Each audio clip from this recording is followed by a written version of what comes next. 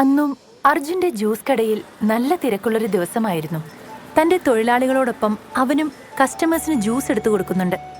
സ്വതവേ സന്തോഷത്തോടെ കാണപ്പെടാറുള്ള അർജുൻ അന്ന് അല്പം അസ്വസ്ഥനായിരുന്നു. കുറച്ചു ദിവസങ്ങളായി തന്നെ ആരോ ഫോളോ ചെയ്യുന്നുണ്ടെന്ന് അവന് തോന്നിയിരുന്നു. അന്ന് കുറച്ചു മുൻപാണ് തന്റെ കടയുടെ മുൻപിൽ പാർക്ക് ചെയ്ത ഒരു കറുത്ത കാറിൽ നിന്ന് രണ്ടുപേർ കടയിലേക്ക് തന്നെ നോക്കി നിൽക്കുന്നുണ്ടെന്ന് അവന് മനസ്സിലായത്. ആരായിരിക്കും അവർ? അവരുടെ ലക്ഷ്യം എന്തായിരിക്കും എന്ന ചിന്തയിലിരിക്കെയാണ് ക്ലോക്കിൽ 4 മണി ആയതിന്റെ ബെൽ മുഴങ്ങിയത്. പെട്ടെന്ന് എന്തോ ഓർത്ത പോലെ അവൻ കട തന്റെ തൊഴിലാളികളെ ഏൽപ്പിച്ച് അവിടെ നിന്ന് ഇറങ്ങി. അതേസമയം തന്നെ ആ കാറിന്റെ വിൻഡോ ഗ്ലാസ് ഉയരുന്നതും ആരോ കാർ സ്റ്റാർട്ട് ചെയ്യുന്നതും അവൻ ശ്രദ്ധിച്ചു. താൻ സംശയിച്ചതുപോലെ തന്നെയാണ് കാര്യങ്ങൾ നടക്കാൻ പോകുന്നതെന്ന് ഏതാണ്ട് അവന് മനസ്സിലായി. തന്റെ നടത്തത്തിന്റെ വേഗത അവൻ വർദ്ധിപ്പിച്ചു. അവൻ എടുത്തുവെക്കുന്ന ഓരോ ചുവടിലും കാൽക്കീഴിൽ നിന്ന് ഒരു ഫ്ലാഷ് ലൈറ്റ് ഭൂമിയിലേക്ക് പതിക്കുന്നുണ്ടായിരുന്നു.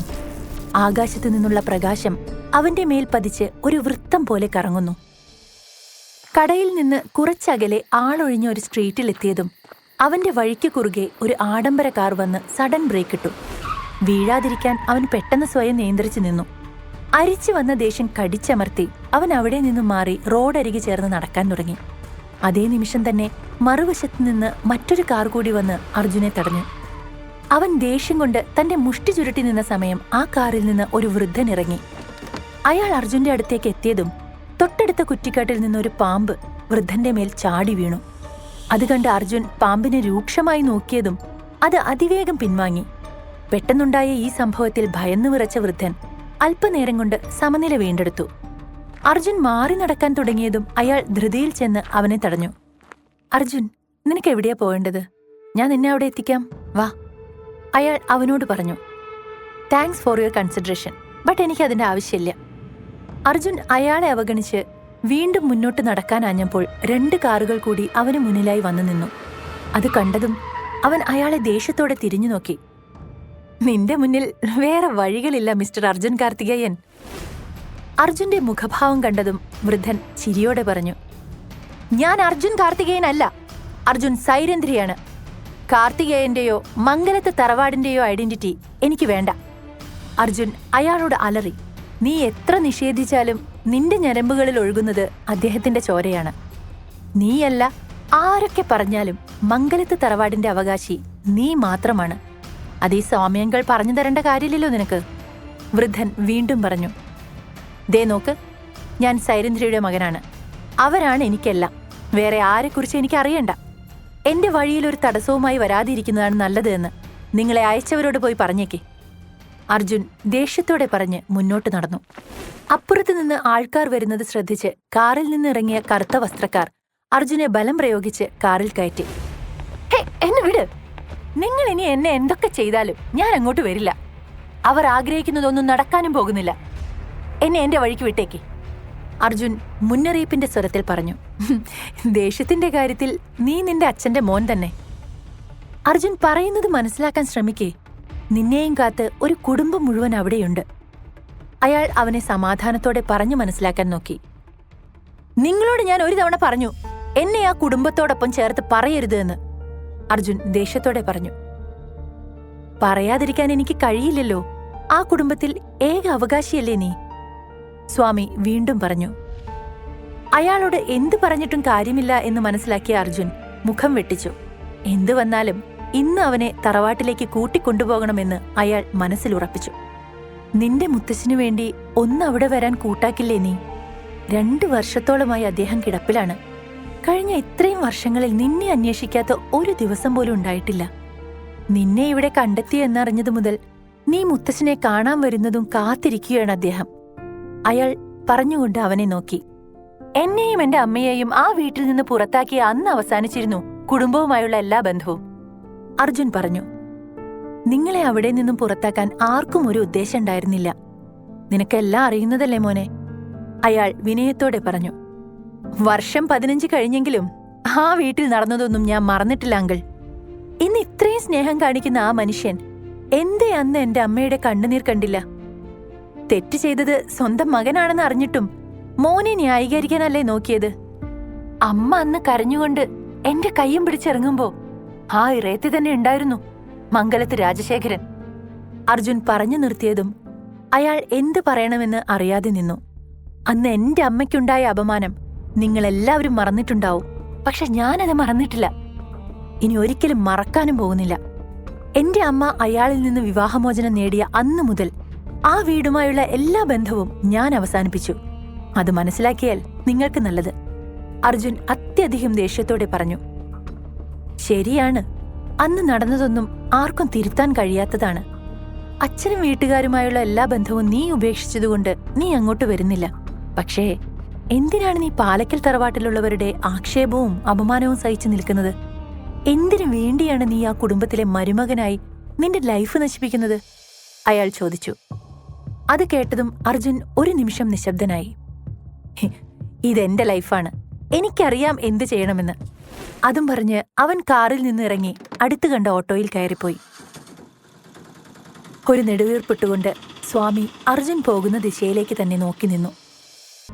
എത്ര നേരമായി ഞാൻ വെയിറ്റ് ചെയ്യുന്നു അർജുൻ. എന്താ എത്ര വൈകിയത്? ഇന്നത്തെ ദിവസം എത്ര ഇമ്പോർട്ടന്റ് ആണെന്ന് നിന്നോട് ഞാൻ പറഞ്ഞതല്ലേ? അവൾ അല്പം ദേഷ്യത്തോടെ ചോദിച്ചു. സോറി, ഞാൻ കൃത്യസമയത്ത് ഇറങ്ങിയതാണ്. പക്ഷെ പ്രതീക്ഷിക്കാത്ത കുറച്ച് കാര്യങ്ങൾ നടന്നു, അതാ വൈകിയത്. അർജുൻ മറുപടി പറഞ്ഞു. അവർ സംസാരിച്ചു കൊണ്ടിരിക്കുമ്പോൾ ഒരു ലക്ഷറി കാർ റിസോർട്ടിന്റെ ഗേറ്റ് കടന്നു വന്നു. കാർ പാർക്ക് ചെയ്യുന്നതിനിടെ കാറിലുണ്ടായിരുന്ന ആൾ അവിടെ നിന്ന് അർജുനെയും പ്രയാഗയെയും കണ്ടു. അർജുനെ കണ്ടപ്പോൾ അവന്റെ കണ്ണുകൾ ചുവന്നു, വിരലുകൾ സ്റ്റിയറിംഗിൽ മുറുകി. അവൻ കാർ പാർക്ക് ചെയ്ത് അർജുന്റെയും പ്രയാഗയുടെയും മുന്നിൽ വന്നു. അർജുനെ ഒന്ന് നോക്കി അവൻ പ്രയാഗയോട് സംസാരിക്കാൻ തുടങ്ങി. ഹായ് പ്രയാഗ, വന്നതേ ഉള്ളോ? ലേറ്റ് ആയല്ലോ. ഓ, ആ ജ്യൂസ് കട അടയ്ക്കാൻ ലേറ്റ് ആയി കാണൂ അല്ലേ? എന്നെ ഒന്ന് വിളിച്ചിരുന്നെങ്കിൽ ഞാൻ തന്നെ നിന്നെ പിക്ക് ചെയ്യുമായിരുന്നല്ലോ. അവൻ അർജുനെ നോക്കി പരിഹസിച്ച് ചിരിച്ചുകൊണ്ട് പ്രയാഗയോട് പറഞ്ഞു. ഗൗതം, പ്ലീസ് നീ അകത്തേക്ക് ചെല്ല്. പ്രയാഗ ദേഷ്യം കടിച്ചമർത്തി പറഞ്ഞു. ഇന്ന് നമ്മുടെ കാവ്യയുടെ എൻഗേജ്മെന്റ് ആണ്. ഈ സമയത്ത് നീ ഇവിടെ നിന്ന് ഇവനോടൊക്കെ സംസാരിച്ച് സമയം കളയുവാണോ? നമ്മുടെ സ്റ്റാറ്റസിന് ചേരാത്ത ഇവനെയൊന്നും ഇവിടെ കൊണ്ടുവരാൻ തന്നെ പാടില്ലായിരുന്നു, ഗൗതം പറഞ്ഞു. ഗൗതം എന്തൊക്കെ പറഞ്ഞിട്ടും അർജുന്റെ മുഖത്ത് ഒരു പുഞ്ചിരിയല്ലാതെ മറ്റൊന്നും ഉണ്ടായില്ല. അർജുനെ അങ്ങനെ കണ്ടതും അവന്റെ ഉള്ളിൽ ദേഷ്യം വന്നു. അവന്റെ ഒരു ചിരി. ഇന്ന് ഇവിടെ നിന്ന് പോകുന്നതിന് മുൻപ് നിനക്കുള്ള പണി ഞാൻ തരാം. അപ്പോഴും കാണണം ഈ ചിരി. അർജുൻ, നമുക്കെന്തായാലും ഇന്ന് കാവ്യയോട് അച്ഛന്റെ ബിസിനസിനെ കുറിച്ച് സംസാരിക്കണം. അവളുടെ വുഡ് ബി രാഹുൽ കൂടി നമ്മളെ ഹെൽപ്പ് ചെയ്താൽ നമ്മുടെ ബിസിനസ് രക്ഷപ്പെടും. അവനും അവന്റെ ഫാമിലിയും വലിയ പണക്കാരാ. പക്ഷെ ആ ഗൗതം, അവനെ നീ സൂക്ഷിക്കണം അർജുൻ. അവൻ ഏത് വിധേനയും നമ്മളെ തടയാൻ ശ്രമിക്കും. സോ പ്ലീസ് ഒരു ഇഷ്യൂ ഉണ്ടാവാതെ നോക്കണേ. അവന് മുന്നറിയിപ്പ് കൊടുത്തു അവൾ. നീ വാ, നമ്മൾ ഓൾറെഡി ലേറ്റാണ്. ഫംഗ്ഷൻ ഇപ്പൊ തുടങ്ങും. ഉള്ളിലേക്ക് പോകാം. അർജുൻ അവളെയും കൂട്ടി ഉള്ളിലേക്ക് നടന്നു. അവർ രണ്ടുപേരും അകത്തേക്ക് വരുന്നത് കണ്ടിട്ടും അവരെ ആരും മൈൻഡ് ചെയ്തില്ല. അവർ ചെന്ന് ഒരിടത്തിരുന്നു. അർജുന്റെ മനസ്സ് അസ്വസ്ഥമായിരുന്നു. അന്ന് വൈകുന്നേരമുണ്ടായ സംഭവങ്ങളിലും ഗൗതമിന്റെ സംസാരവും മറ്റുമായി തന്റെ നിയന്ത്രണം നഷ്ടപ്പെട്ടു പോകുമോ എന്നവൻ ഭയന്നു. ഞാൻ വാഷ്റൂമിൽ പോയി വരാം, അർജുൻ പ്രയാഗയോട് പറഞ്ഞ് ധൃതിയിൽ എഴുന്നേറ്റു. 1-2 ചുവടുകൾ വെച്ച ശേഷം ആരെങ്കിലും തന്നെ ശ്രദ്ധിക്കുന്നുണ്ടോ എന്നറിയാൻ അവൻ ചുറ്റും നോക്കി. പെട്ടെന്ന് കാറ്റിനേക്കാൾ വേഗത്തിൽ അവൻ അതിന്റെ ഉള്ളിലേക്ക് കയറി. അവൻ അതിനുള്ളിലെ കണ്ണാടിയിൽ തന്റെ പ്രതിബിംബത്തിലേക്ക് നോക്കി. ആ കണ്ണുകളിൽ നിന്നും ഒരു ചെറിയ വെളിച്ചം വന്ന് മുറിയിലാകെ പരന്നു. അവൻ തന്നെ മുഷ്ടി ചുരുട്ടി പിടിച്ചു. അതിനിടയിൽ അവിടെ ആരോ വരുന്ന ശബ്ദം കേട്ടതും പെട്ടെന്ന് കണ്ണുകൾ അടച്ചു നിന്നു. കുറച്ചു സമയം കഴിഞ്ഞ് കണ്ണു തുറന്നതും തന്റെ മനസ്സ് നിയന്ത്രണത്തിലായെന്ന് അവന് തോന്നി. അവൻ തിരിച്ച് ഫംഗ്ഷൻ ഹാളിൽ കയറി പ്രയാഗയുടെ അടുത്തിരുന്നു. കുറച്ചു കഴിഞ്ഞപ്പോൾ ഗൗതം വീണ്ടും അവരുടെ അടുത്തേക്ക് വന്നു. പ്രയാഗ ഒന്നും മിണ്ടാതിരിക്കുകയാണ്. ആ പ്രയാഗ, എന്താ നിന്റെ കയ്യിൽ? ഓ, കാവ്യയ്ക്കുള്ള ഗിഫ്റ്റാണോ? ഒരു പുച്ഛത്തോടെ ചോദിച്ചുകൊണ്ട് അവൻ അവളുടെ കയ്യിലെ ഗിഫ്റ്റ് എടുക്കാൻ ശ്രമിച്ചു. അതിഷ്ടപ്പെടാതെ അവൾ തന്റെ ഗിഫ്റ്റ് മുറുകെ പിടിക്കുകയും അവന്റെ കൈ ശക്തിയോടെ തട്ടിമാറ്റുകയും ചെയ്തു. ഓ, ഭയങ്കര വില കൂടിയ ഗിഫ്റ്റാണെന്ന് തോന്നുന്നല്ലോ. എനിക്ക് വേണ്ടായേ. ബൈ ദ വേ, ഇവനാണോ ഈ ഗിഫ്റ്റ് വാങ്ങാൻ നിന്നെ ഹെൽപ്പ് ചെയ്തത്? എങ്കിലും 1 കിലോ മാങ്ങയോ മുന്തിരിയോ എങ്ങാനോ ആയിരിക്കും കാവ്യയ്ക്കും രാഹുലിനും ജ്യൂസ് അടിക്കാൻ, അവൻ പരിഹാസത്തോടെ പറഞ്ഞു. ഗൗതം, പ്രയാഗ അവൻ സംസാരിച്ചു കൊണ്ടിരിക്കുമ്പോൾ വാക്ക് പൂർത്തിയാക്കാൻ അനുവദിക്കാതെ വിളിച്ചു. ഓ, ഞാനൊന്നും പറയുന്നില്ല. അല്ല, നീ എന്തിനാ എന്നോട് ഇങ്ങനെ ദേഷ്യപ്പെടുന്നത്? നിന്നെ ഞാൻ ഒന്നും പറഞ്ഞില്ലല്ലോ. നീ എന്റെ ഡിയറസ്റ്റ് കസിൻ അല്ലേ. നിന്നോട് ഞാൻ പറഞ്ഞതല്ലേ നമ്മുടെ ഫാമിലി സ്റ്റാറ്റസിനനുസരിച്ച് ഒരാളെ കെട്ടാൻ ഇപ്പോഴും ലേറ്റ് ആയിട്ടില്ല. നീ ഈ യൂസ്ലെസ്സിനെ ഡിവോഴ്സ് ചെയ്യേ. I will find someone far far better than this idiot. Gautam അഹങ്കാരത്തോടെ പറഞ്ഞു. അത് കേട്ടതും തന്റെ സകല നിയന്ത്രണവും നഷ്ടമായ പ്രയാഗ അവന് നേരെ തിരിഞ്ഞു. ഈ കഥ തുടർന്ന് കേൾക്കുന്നതിനായി ഇപ്പോൾ തന്നെ പോക്കറ്റ് FM ആപ്പ് ഇൻസ്റ്റാൾ ചെയ്യൂ. Link in description.